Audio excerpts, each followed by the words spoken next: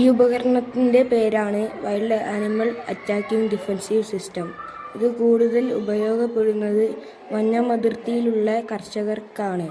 കാരണം കാർഷിക വിളകൾ നശിപ്പിക്കാനായി വന്യമൃഗങ്ങൾ കൃഷിയിടങ്ങളിൽ എത്തുന്നത് കർഷകർക്ക് മനസ്സിലാക്കാൻ സാധിക്കും.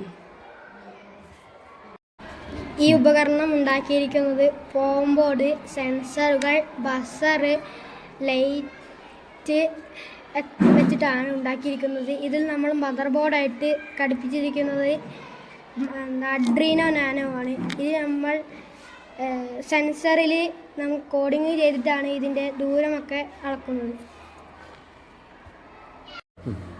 ഇതിന്റെ പ്രവർത്തനം എങ്ങനെയാണെന്ന് വെച്ചാൽ, ഇതിലൂടെ സിഗ്നൽ പോയിക്കൊണ്ടിരിക്കും. അപ്പോൾ വന്യമൃഗങ്ങൾ ഇതിലൂടെ പാസ് ചെയ്യുമ്പോൾ ആ സിഗ്നൽ കട്ടാവുകയും അത് കാരണം ബസറിൽ നിന്നും ശബ്ദം ഉണ്ടാവുകയും ലയിക്കുകയും ചെയ്യുന്നു. ഇതിന്റെ പ്രവർത്തന രീതി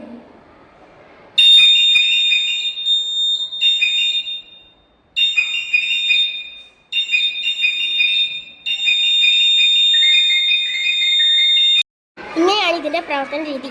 ഈ ശബ്ദം കേൾക്കുമ്പോൾ കർഷകർക്ക് വന്യമൃഗങ്ങൾ അവരുടെ കൃഷി മേഖലകളിൽ എത്തിയിട്ടുണ്ടെന്ന് മനസ്സിലാക്കാൻ സാധിക്കുന്നു.